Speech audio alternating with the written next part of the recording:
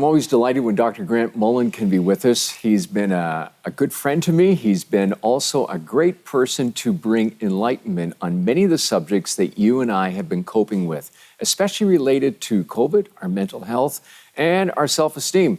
So welcome, Grant, again. Well, it's nice to be with you and not on Zoom. Yeah, it's amazing. I'm not sure if one of us looks better with a mask on or off, but we'll just let the audience... The makeup lady spent a lot of time making me look better. Yeah, Grant, we're going to start laughing right away. And we got some serious stuff to talk about. But we are talking about joy. And one of the things that COVID has done is just rob people of so much joy and self-esteem, self-worth, and they just kind of... The elevator has gone into the parking garage. It's just gone right down. Why is that? Well, during COVID, all the things that we normally do this time of year were removed. We're allowed to do a few more things this year, but last year, like every family gatherings are a risk. I mean, everyone you talk to anywhere is now, a potential carrier. So that all the normal things we did to liven up our lives in the holiday season were taken out because it was forbidden.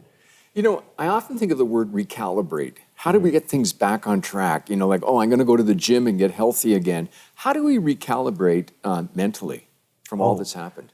Well, of course, we're not completely out of the woods yet. But as far as COVID goes, because we're still wearing masks and we're still limited. But as those restrictions come off, actually people bounce right back. Like after the world wars, people bounce back faster than was expected. So we actually are very resilient. We can actually bounce back faster than people think. Well, that's encouraging to hear. Actually, I wasn't prepared for you to say that, so... Oh, you thought because I deal with depression, it's always going to be depressing. Yeah, we're just going to stay down there, so there is hope. Oh, yeah. So tie in, though, my whole understanding of God's presence in our life and what we can do to help with the recovery. Because in one sense, if you say that, do I need the presence of God in my life? Well, the first, as Christians, the first thing to think of is that God saw the pandemic coming. So he knew it was coming. So that he made provision for us to actually survive and even thrive through it. And so that if he is walking through with us through this situation, that means that at the end of it, we can be stronger than when we went into it. Because during the COVID times, when so many normal activities were removed, it actually gave us time to get to know God better, because we were less distracted. I have heard that said by different people at different times. And now it seems like we're getting back up, we're getting amped up. But here's where I want to go. I don't think anyone really has a full understanding of this Omicron variant. Is that true? Yeah, well, that's true, yes. It's so still we're trying to figure it out. But as I listen to the news, my goodness, the fear hype is huge. Yeah. Why are they doing that? Well, just look at the stock market. It just plummeted because of global fear. And so, because actually humans always defer to the worst case scenario, that we always default negative, but also after we've been in COVID for so long, and to hear that there's yet another variant and that could put us behind another year. You see, if we still had the original variant, that we would have been out of this over a year ago. It would have been history, like SARS. SARS came and went. But then Delta came, so another year, and so the fact that there's another variant, people are panicking, thinking, are we facing this for another year? But I don't think that's going to happen. You don't think that's going to happen? Okay, one of the areas of your expertise is you help people deal with mental health issues, and sometimes it's from a medical perspective, but then also how to free your mind emotionally. You've written a book, and it's called Emotionally Free. And I've enjoyed the book. It's been helpful. I just was sharing with you before we come on air that I ran into a young woman who I knew needed the book, and I was traveling on the West Coast, and I padded this in my briefcase, and I handed it, and I gave it to her. So the book's made it at least to the West Coast and back again a few times.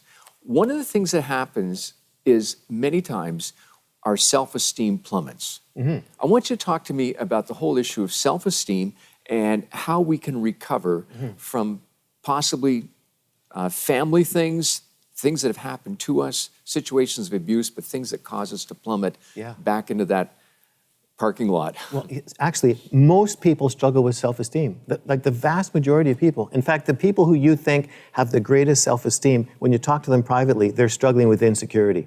Like if you talk to like really famous, successful people, they're all struggling with insecurity. Does that mean even you've struggled with it? I have struggled with it too, yes. That's true. But except when I come here. You guys make me feel good because you put makeup on me.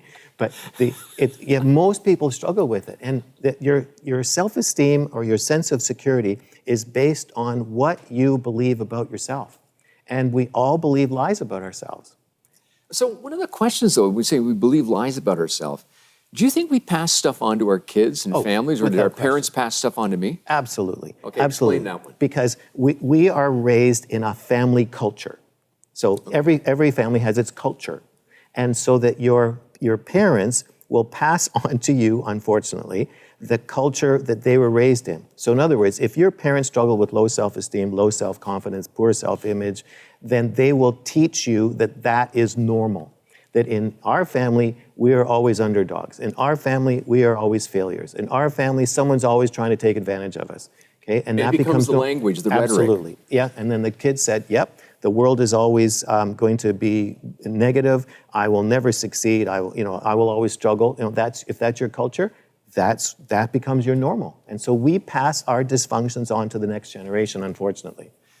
There's a million questions I could ask you, but let's stay with this one. Okay, so walk us out of that. How do we change our thinking patterns? And talk to us about how your relationship with Christ has been so impactful as you've shared these truths with people. Yes, well, the key, in fact, the most successful way to change your internal culture is to, one, recognize that you're believing lies about yourself. And you have to realize that Jesus sees you completely differently than you see yourself. Because we see all our failures and all our negative aspects, and he sees the destiny that he intended for us when we were conceived. And so the key to transforming your internal culture is to recognize what happened, what were the things that were spoken to you that dropped your self-esteem, self-confidence. Like when your parents said, you're not going to amount to anything. Or if a teacher said that, or someone in authority said that to you. We hear those things all the time. That's right. Yeah. And so then as soon as you believe it, it becomes a stronghold in your mind. Because as soon as you believe the lie, it takes root and it keeps popping up in later life. That doesn't matter how successful, in the back of your mind saying, yeah, but it's the second shoe is going to drop. So you have to recognize that you're believing a lie, where it came from, and then you need to forgive. Forgiving and repenting are powerful spiritual weapons. We need to forgive the people that taught us all these lies. We're going to stay stuck otherwise. Absolutely.